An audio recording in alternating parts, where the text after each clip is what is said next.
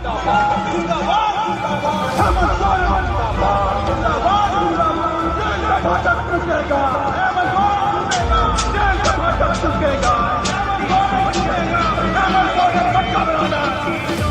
प्रदर्शन को लेकर माना जा रहा था कि सरकार अपने पैर पीछे हटा सकती है और कानून वापस लिए जा सकते हैं, लेकिन ऐसा नहीं हुआ। झारखंड के आदिवासी लोग कह रहे हैं कि हेमंत सोरेन जेल से बाहर आएंगे क्योंकि कई बहुत सारे काम आदिवासी जनजाति के लिए उन्होंने किए हैं और लगातार वो काम करते हुए नजर आए हैं। अब जो उन्होंने चंपई सोरेन को सीएम बनाया है, कहीं ना कहीं वो उन्हीं के समुदाय हैं, तो लगातार वो उस समुदाय के बारे में सोचते हैं, तो कहीं ना कहीं वो समुदाय भी उनके बारे में सोचता होगा कि जिस सीएम ने हमारे बारे में इतना सोचा, कहीं ना कहीं उसको आज़ादी यहाँ मिलनी चाहिए। और देखिए टेस्ट की बात है, जैसे उस पर सारा खेल टिका हुआ है और मुझे लगता है कि बीजेपी कोशिश करेगी कई हद तक कि हेमंत सोरेन के एमएलए को तोड़ा जाए, क्योंकि इससे पहले भी खेला हो चुका है वहाँ पर और इसी साल वहाँ पर विधानसभा के चुनाव भी हैं।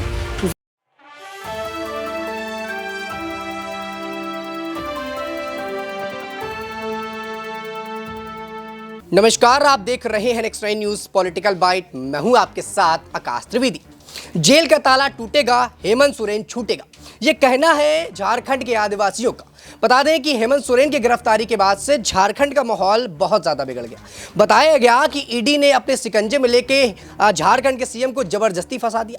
अब इस बात को लेकर प्रोटेस्ट जारी हो गया है। दरअसल जो आदिवासी हैं झारखंड के, उनको ये बात बर्दाश्त नहीं हुई कि हमारे ही खेमे के मुख्यमंत्री को यहाँ पर गिरफ्तार किया जाता है, वो भी झूठे केस पे। अब ऐसे में जो वहाँ के लोग हैं उन्होंने प्रोटेस्ट करना शुरू कर दिया और इस बात के नारे लगाने शुरू कर दिए हैं कि जेल का ताला टूटेगा, हेमंत सोरेन छूटेगा। लगातार इस बात को लेकर चर्चाएं तेज हो रही हैं कि जिस प्रकार से आदिवासी यहां पर प्रोटेस्ट कर रहे हैं और इसी समुदाय से कहीं ना कहीं मुख्यमंत्री सोरेन भी आते हैं, तो ऐसे में जो प्रोटेस्ट चल रहा है उससे हेमंत सोरेन को क्या छोड़ा जाएगा? क्या ईडी सचमुच अपने विरुद्ध जो है विपक्षी पार्टियों के खिलाफ विरुद्ध काम कर रही है और क्या यहां पर ईडी जो अपना एक प्रकार से स्वतंत्र एजेंसी थी वो बीजेपी के दबाव में काम कर रही है? ऐसे तमाम सवाल इस वक्त उठते हैं। हमारे साथ हमारे सहयोगी अक्षय जुड़े हैं। अक्षय से जानना चाहेंगे। अक्षय, मेरा सवाल आपसे रहेगा कि जिस प्रकार से आपने देखा कि झारखंड पर हेमंत सोरेन की गिरफ्तारी के बाद चर्चाएं तेज हो गई।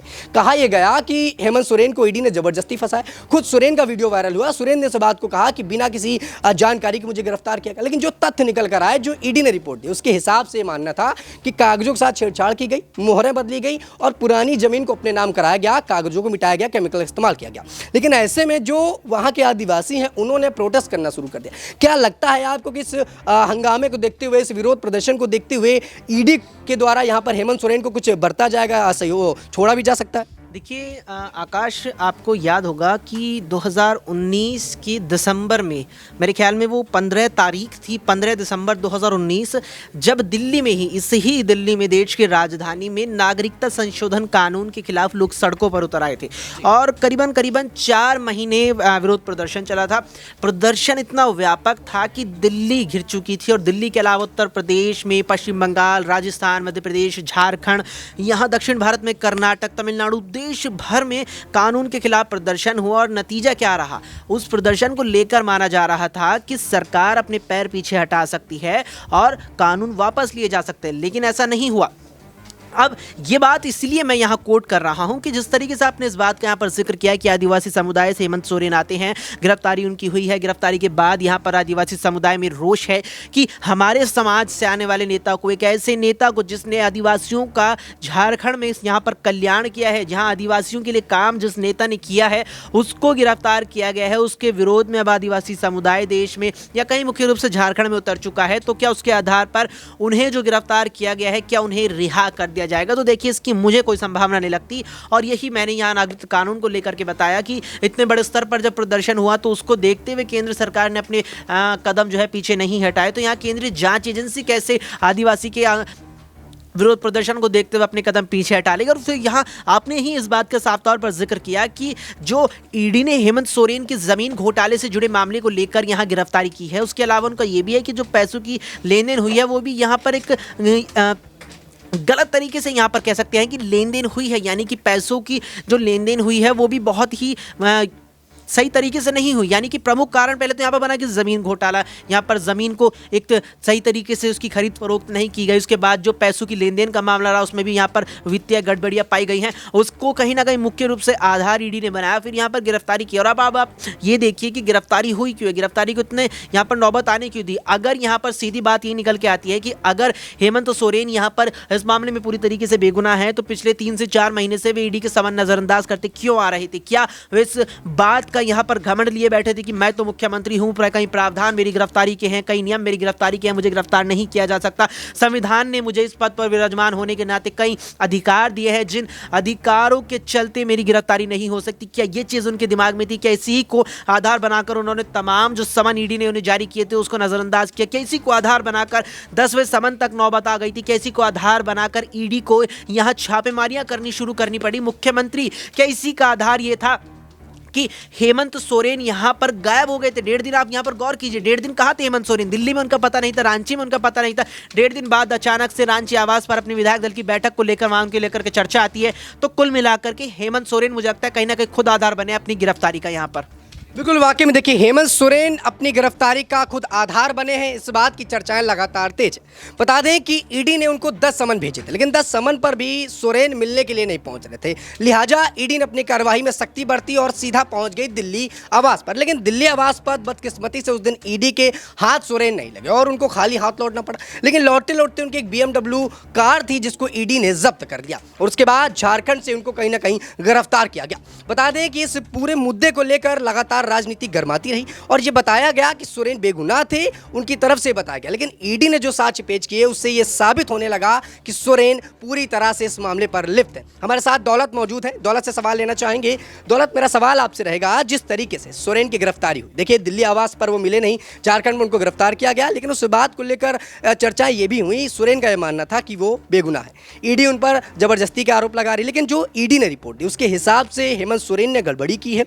क्या हेमंत सोरेन सचमुच यहाँ पर दोषी नहीं थे? और अगर ऐसा था तो ईडी से मुलाकात करने के लिए क्यों नहीं जा पा रहे थे? वो जाकर मिल भी सकते थे और बता सकते थे कि वो बेगुनाह है, और फिर बाद में जब गिरफ्तार होते हैं तो बीजेपी पर यहाँ पर ठिकरा फोड़ते हैं। बिल्कुल, हमने जो चीज़ झारखंड में हम देख रहे हैं कि किस तरीके से वो ईडी या फिर अन्य जांचों से बच रहे थे, ऐसे ही अरविंद केजरीवाल भी यहाँ पर इन चीज़ों से बच रहे हैं। अब यहाँ पर क्राइम ब्रांच भी उनके ऊपर एक्शन लेने लगातार एक्शन ले रही है और हम देख रहे हैं कि किस तरीके से ये सभी नेता जो बसते हैं कहीं ना कहीं यहाँ पर पकड़े जाते हैं। लेकिन अब झारखंड के आदिवासी लोग कह रहे हैं कि हेमंत सोरेन जेल से बाहर आएंगे, क्योंकि कई बहुत सारे काम आदिवासी जनजाति के लिए उन्होंने किए हैं और लगातार वो काम करते हुए नजर आए हैं। अब जो उन्होंने चंपई सोरेन को CM बनाया, कहीं ना कहीं वो उन्हीं के समुदाय हैं, तो लगातार वो उस समुदाय के बारे में सोचते हैं, तो कहीं ना कहीं वो समुदाय भी उनके बारे में सोचता होगा कि जिस CM ने हमारे बारे में इतना सोचा, कहीं ना कहीं उसको आज़ादी यहाँ मिलनी चाहिए। और देखिए ये ट्रेंड बन जाता है कि जब भी ईडी CBI की कार्रवाई होती है तो सबसे पहले कहा यह जाता है कि बीजेपी बस अपना राजनीतिक परचम लहराने के लिए या फिर अपना राजनीतिक प्रभाव डालने के लिए जो है ऐसी चीज़ें करवा रही हैं। लेकिन वो खुद पता नहीं इन चीज़ों से क्यों भागते हैं। अगर आप बेगुनाह हैं तो यहाँ पर सबूत दीजिए, बात कीजिए और यहाँ पर आप छूट सकते हैं, लेकिन लगातार भागना कहीं ना कहीं उनके लिए यहाँ पर मुसीबत बन जाती है।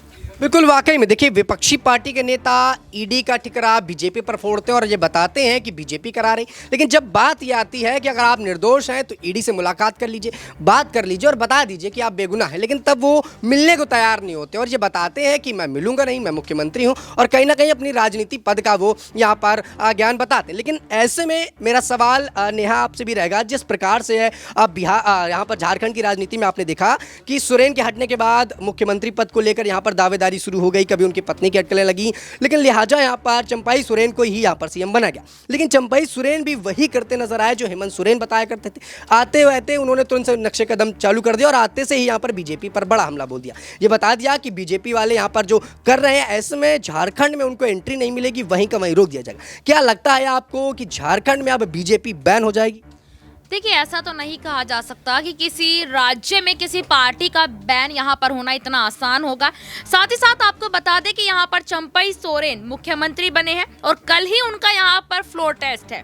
फ्लोर टेस्ट के दौरान पता चलेगा कि जो चंपई सोरेन है क्या वो वाकई में झारखंड के मुख्यमंत्री बनने के लायक यहाँ पर है या नहीं, क्योंकि आपने देखा कि मुख्यमंत्री बनने के लिए झारखंड में कई लड़ाइयाँ यहाँ देखी गई थी, परिवारवाद की यहाँ पर चर्चा सामने आई थी, क्योंकि हेमंत सोरेन की भाभी सीता सोरेन और अगर उनके भाई की भी मैं बात करूं बसंत सोरेन की, यहाँ वो भी मुख्यमंत्री बनने की यहाँ पर चाह रख रहे थे, लेकिन हेमंत सोरेन ने परिवार से हटकर एक नए चेहरे को यहाँ चुना। हालांकि वो नया चेहरा यहाँ जो हेमंत सोरेन कहेंगे वही वो करते नजर आएंगे, तो इसलिए यहाँ पर देखा जा सकता है कि चंपई सोरेन ने भारतीय जनता पार्टी के खिलाफ हमला तो बोल दिया है, लेकिन कहीं ना कहीं ये बात यहाँ सही नहीं लगती कि भाजपा को नहीं आने दिया जाएगा यहाँ पर।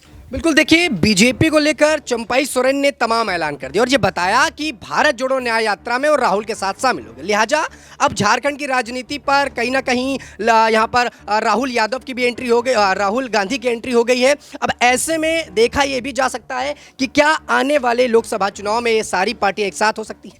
मेरे साथ मेरे सहयोगी अबरार हैं। अबरार, मेरा सवाल आपसे रहेगा, जिस प्रकार से झारखंड की राजनीति पर सोरेन यहाँ पर सीएम बन के आए, कई दावे किए गए और कई अटकलों के बाद यहाँ पर सीएम बन के आया और अभी भी उनके फ्लोर टेस्ट की बातें की जा रही, क्या लगता है कि चंपई सोरेन सीएम रह पाएंगी और क्या चंपई सोरेन यहां पर सीएम रहते हुए हेमंत सोरेन को यहां पर न्याय दिलवा पाएंगे? देखिए, बिल्कुल एक चिंता का विषय ज़रूर है, चूँकि हेमंत सोरेन ने जिस आनन फानन में अपने पद को छोड़ा और फिर चंपई सोरेन पर उनको भरोसा करना पड़ा, चूँकि हालात ऐसे थे।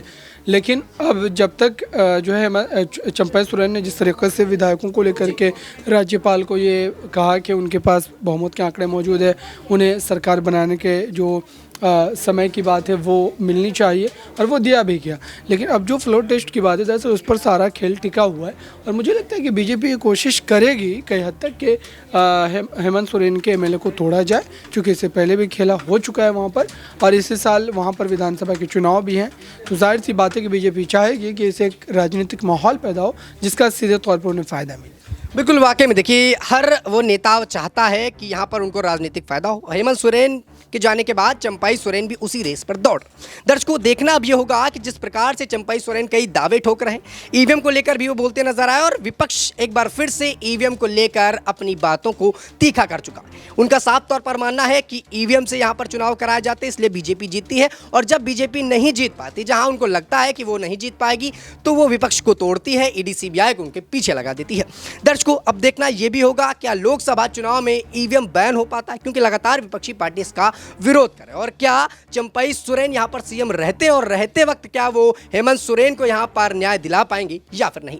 इस पूरे मुद्दे पर आप अपनी क्या राय रखते हैं नीचे कमेंट सेक्शन में हमें जरूर बताइएगा। फिलहाल के लिए इतना ही। देश दुनिया की तमाम खबरों से जुड़े रहने के लिए आप देखते रहिए नेक्स्ट 9 न्यूज़ पॉलिटिकल बाइट।